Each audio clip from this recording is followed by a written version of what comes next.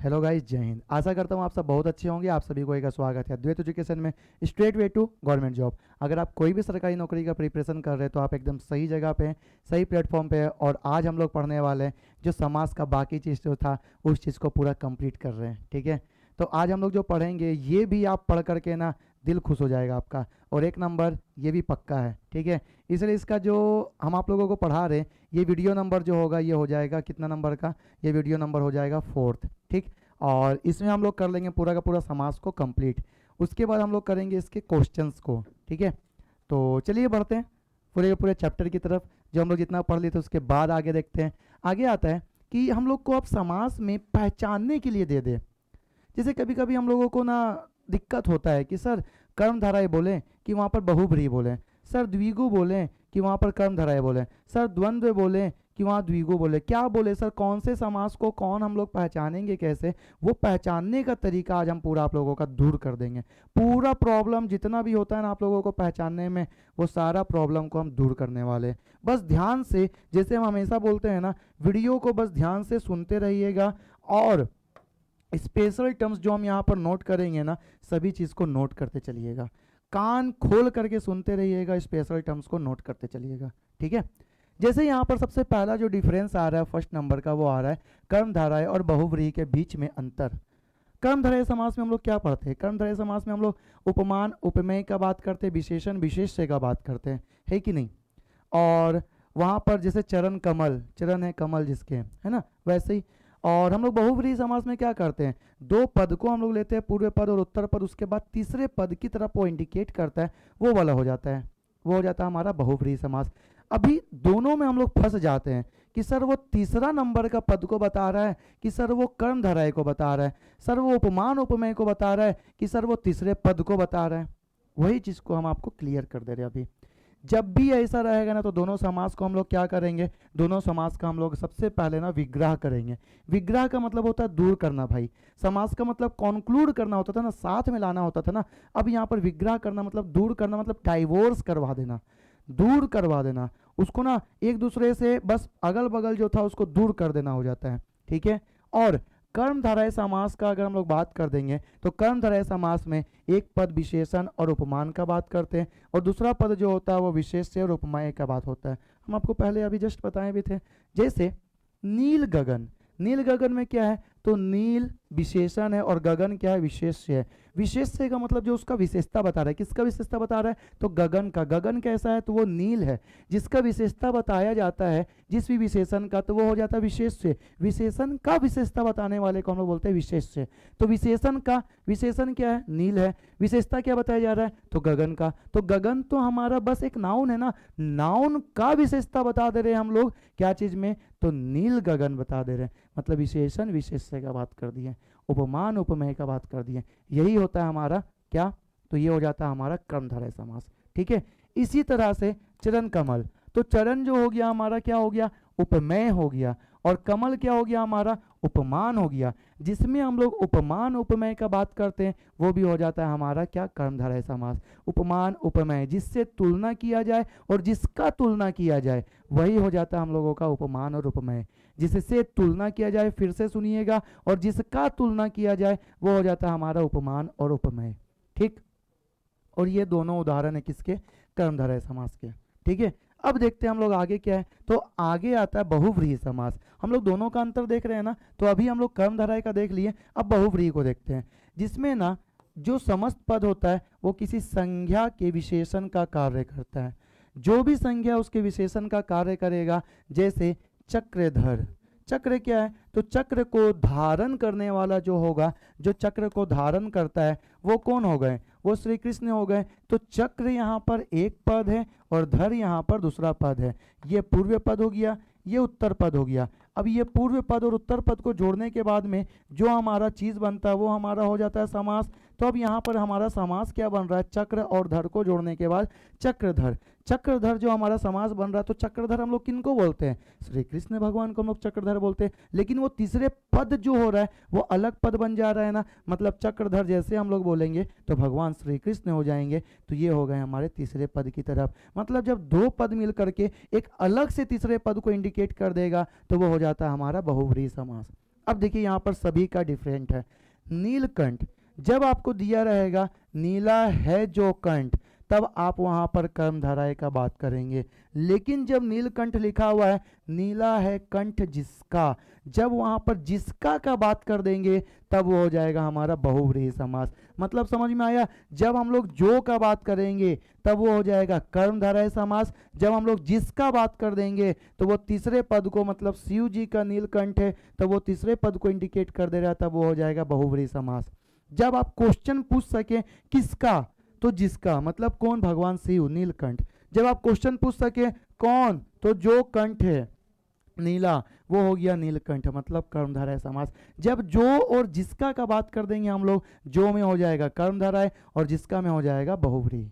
ठीक है, जैसे लंबोदर, लंबोदर जो होता है, और हम आपको पहले भी बताए थे कि जितने भी बहुव्रीहि समास होते हैं वो सारे के सारे बहुव्रीहि समास क्या होते हैं? वो भगवान का नाम में होते हैं। लंबोदर, तो मोटे पेट वाला को हम लोग बोलते हैं लंबोदर। ये हो गया क्या? ये हो गया कर्मधारय समास। या फिर बोल सकते हैं लंब है जो उदर, लंब है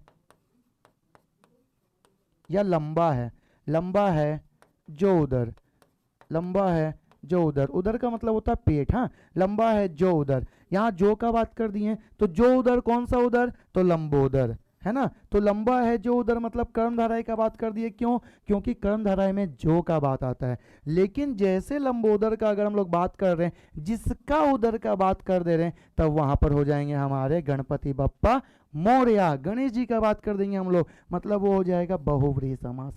दैट्स ऑल, यही है और कुछ नहीं है। जब आपको जो का बात कर दें तब वो हो जाएगा कर्मधारय, जब हम लोग जिसका बात कर दें तब वो हो जाएगा क्या? तब वो हो जाएगा बहुव्रीहि। आपसे एग्जाम में यही आएगा, आपसे एग्जाम में यही आएगा। एक सेंटेंस लिखा हुआ रहेगा लंबा है जो उदर, कर्मधारय, लंबा है जिसका उदर, बहुव्रीहि।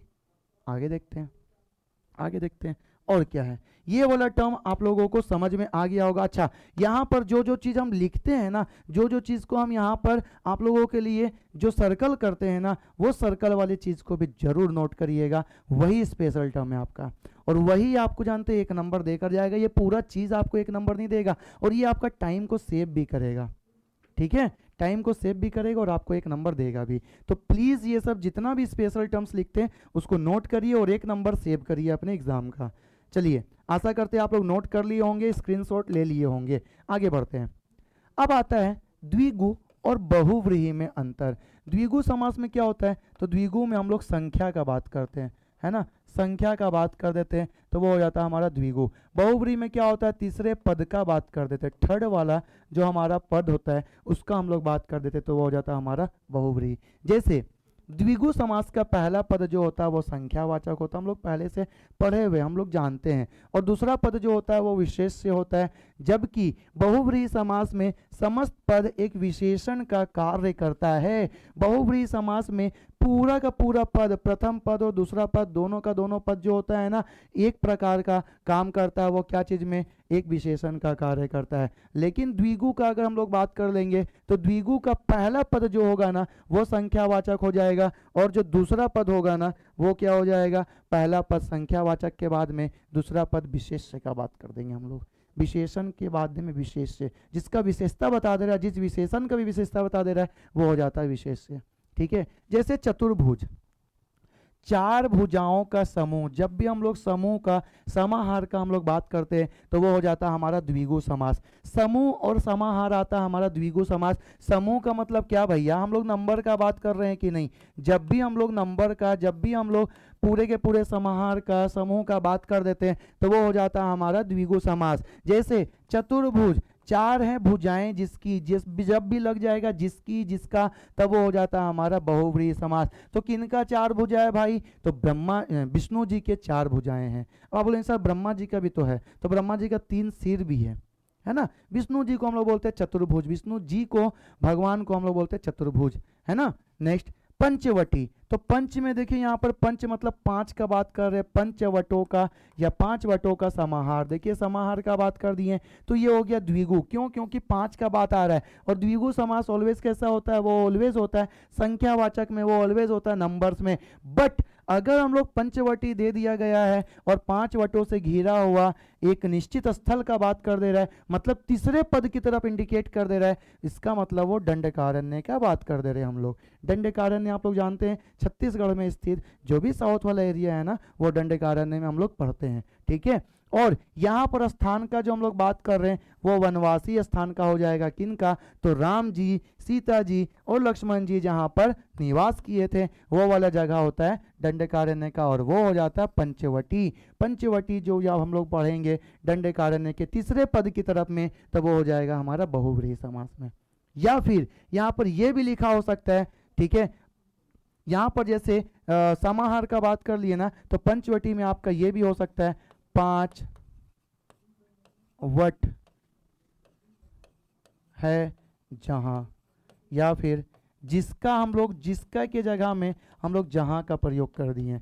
5 वट है जहां, तो वो क्या हो गया पंचवटी। वट का मतलब जंगल, वट का मतलब वन, तो 5 वटों का जहां पर हम लोग बात कर देंगे तो वो हो जाएगा हमारा पंचवटी का बात। इसका मतलब ये हो गया हमारा बहुव्रीहि समास। जैसे 10 आनन, 10 है आनन, 10 आननों का समूह, 10 सिर का समूह जिसके पास रहेगा वो हो जाएगा द्विगु समास। 10 का बात कर दिए, नंबर का बात कर दिए, लेकिन जब हम लोग 10 आनन का बात करते हैं तो तीसरा पद की तरफ वो इंडिकेशन देता है, मतलब वो रावण को इंडिकेशन देता है, तब वो हो जाता है 10 है आनन जिसके। जब भी जिसके जिसका हो जाता है तो वो कौन सा समास होता है भाइयों, तब वो वाला समास हो जाता है बहुव्रीहि समास। That's all. जब भी जिसका बात कर देंगे, जहां बात कर देंगे, जिसके बात कर देंगे बहुव्रीहि समास। जब जो का बात कर देंगे कर्मधारय समास। जब हम लोग संख्या का बात कर देंगे द्विगु समास। क्लियर है? ऐसे ही पूरा का पूरा टर्म आपको ना कर्मधारय और बहुव्रीहि में भी क्लियर हुआ। जब जो का बात कर देंगे कर्मधारय, जब जिसका बात कर देंगे तो बहुव्रीहि। जब हम लोग द्विगु और बहुव्रीहि में डिफरेंस समझ रहे थे, तो जब नंबर्स का बात कर देंगे तब वो हो जाएगा द्विगु। जब नंबर्स के साथ में अगर हम लोग बोल देंगे कि जहां या जिसका बात कर देंगे तब वो हो जाएगा हमारा क्या, तब वो हो जाएगा हमारा बहुव्रीहि। ऐसे ऐसे बात कर रहे हैं हम। चलो आगे देखते हैं। नेक्स्ट तीसरे नंबर का जो है वो है द्विगु और कर्मधारय में अंतर। तो हम लोगों को पता है द्विगु का पहला पद क्या होता है, ऑलवेज संख्यावाचक होता है, हम लोग पढ़े हुए हैं, और विशेषण भी होता है, ठीक है। और दूसरा पद जो है गिनती बताता है, नंबर्स को काउंट करवाता है, ठीक है। जबकि कर्मधारय समास एक पद विशेषण पर होने पर भी संख्यावाचक कभी नहीं होता है। कर्मधारय समास पद विशेषण पर विशेषण और विशेष्य का बात करें लेकिन संख्यावाचक नहीं होगा। और द्विगु समास का पहला ही विशेषण बन करके ये प्रयोग में आता है, और वो प्रयोग में जो आता है वो प्रयोग में आता है संख्यावाचक के रूप में। हम इसीलिए प्यार से धीरे धीरे इसलिए पढ़ा रहे हैं ताकि यहाँ से आपका क्वेश्चन आए ना, आप एक भी क्वेश्चन को मिस ना करके आए। पूरा 30 नंबर का अगर सवाल है ना तो 30 में 30 आपका पूरा बनेगा। बस प्यार से प्रेम से इस वीडियो को देखिए बस, और नोट करते चलिए स्पेशल टर्म्स को, ठीक है। 100 नंबर का भी एग्जाम होगा ना तो भी यहाँ से अगर आप पढ़कर जाए तो आपका कोई डिफिकल्टी नहीं होने वाला है, ठीक है। मतलब पहला पद विशेषण बन करके प्रयोग में आता है, जबकि कर्मधारय में कोई भी पद दूसरे पद का विशेषण हो सकता है। जैसे नवरत्न, नवरत्न का मतलब 9 रत्नों का समूह। 9 का बात कर दिया हम लोग, मतलब द्विगु का बात हो गया। मतलब द्विगु समास जो होता है वो हमारा कैसा होता है, वो संख्यावाचक होता है। इसीलिए चतुर्वर्ण, 4 वर्णों का समूह, समूह का भी बात कर दिए और 4 का भी बात कर दिए, तो ये हो गया हमारा द्विगु समास। लेकिन अगर हम लोग बोलते हैं पुरुषोत्तम, तो पुरुषों में है जो उत्तम, जब भी जो हो जाएगा वो हो जाएगा हमारा कर्मधारय समास। जब भी हम लोग जो का प्रयोग करेंगे वो हो जाएगा हमारा कर्मधारय समास, ठीक है। रक्तोत्पल, रक्त है जो उत्पल, तो जो का बात कर दिए तो ये क्या हो गया हमारा कर्मधारय समास। तो यहाँ पर ये कर्मधारय समास और द्विगु समास का भी डिफरेंस आपको क्लियर हो गया होगा। द्विगु समास जो होता है ऑलवेज संख्यावाचक होता है, और ऑलवेज कभी भी संख्यावाचक नहीं होगा, वो हो जाएगा कर्मधारय समास। कर्मधारय समास वो ऑलवेज में जब भी उसका विग्रह करेंगे तो वो जो को बताएगा, तो वो हो जाएगा कर्मधारय समास। बहुव्रीहि समास जब भी विग्रह करेंगे तो हम लोग जिसका या जहां को बताएगा, वो हो जाएगा बहुव्रीहि समास। तीसरे पद की तरफ इंडिकेशन दे देगा, वो हो जाएगा बहुव्रीहि समास। द्विगु समास ऑलवेज इंडिकेशन देगा नंबर्स को, बस और कुछ नहीं है, ठीक है। चलो आगे देखते हैं। तो ये हो गया अलग अलग समास के बारे में। अब आते हैं संधि और समास में क्या अंतर है। संधि को और समास को आप अंतर को पहचानेंगे कैसे, किसको आप बोलेंगे संधि और किसको आप बोलेंगे वो समास है। तो संधि में क्या होता है और समास में क्या होता है वो देखते हैं हम लोग। जब अर्थ की दृष्टि से हम लोग बात करते हैं यद्यपि शब्द को, तो समान अर्थ जो होता है वो समान अर्थ या मेल ही कहलाता है क्या, और जब दोनों में कुछ विभिन्नताएं आ जाती हैं तो उन्हीं विभिन्नताओं को हम लोग पढ़ते हैं संधि और समास में। संधि में जोड़ने का बात होता है वर्णों को, और समास में दो पदों को जोड़ने का बात होता है। देखते हैं और भी क्या क्या चीज है। पहला जो यहाँ पर बता रहा है, संधि में वर्णों का मेल का बात करते हैं और समास में शब्दों के मेल का बात करते हैं, प्रथम पद और द्वितीय पद को जोड़ते हैं हम लोग, है ना। दूसरा नंबर का जो है, संधि में वर्णों के योग से एक परिवर्तन होता है, एक विकार उत्पन्न होता है, जबकि समास में ऐसा कोई भी विकार, ऐसा कोई भी परिवर्तन उत्पन्न नहीं होता है।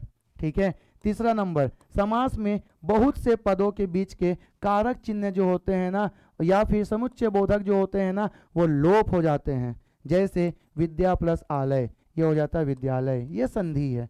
लेकिन राजा का पुत्र, राजपुत्र, यहाँ पर कारक का चिन्ह लोप हो गया, तो ये हो गया समास। मतलब संधि में कोई भी चिन्ह, कोई भी लोप का बात नहीं करते हैं। समास में हम लोग कोई भी चिन्ह, कारक चिन्ह का लोप का बात करते हैं, तो वो भी हो जाता है हमारा समास और संधि में डिफरेंस। ठीक है। चौथा नंबर का जो है, संधि को जब हम लोग तोड़ते हैं तो उसको हम लोग बोलते हैं संधि का विच्छेद, जबकि समास को जब हम लोग तोड़ते हैं तो उसको हम लोग बोलते हैं, पदों को अलग करने वाला को हम लोग बोलते हैं समास का विग्रह।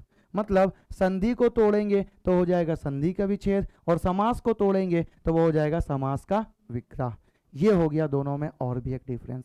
मतलब 4 डिफरेंस आपको यहाँ पर दिख रहा है संधि और समास। जनरल भी आप लोग जानते हैं कि संधि का मतलब होता है जोड़ना, वर्णों को जोड़ना, और समास का मतलब होता है शब्दों को जोड़ना, दो पदों को जोड़ना। चाहे हम लोग कोई भी समास पढ़ ले, चाहे वो अव्ययी भाव समास हो जाए, चाहे वो तत्पुरुष समास हो जाए, चाहे वो द्विगु का बात कर ले, चाहे वो द्वंद्व का बात कर ले, चाहे फिर वो बहुव्रीहि का भी बात क्यों ना कर लें, सभी के सभी समास में हम लोग क्या पढ़ते हैं, तो वहाँ पर शब्दों को हम लोग जोड़ते हैं, पदों को जोड़ते हैं। पहला पद और दूसरा पद को जोड़ने के बाद में एक पद का जो इंडिकेशन आता है, तो वो वाला पद का बात हो जाता है हमारा क्या चीज़ में, समास में। और जब संधि का बात करते हैं तो 2 वर्णों को हम लोग जोड़ देते हैं।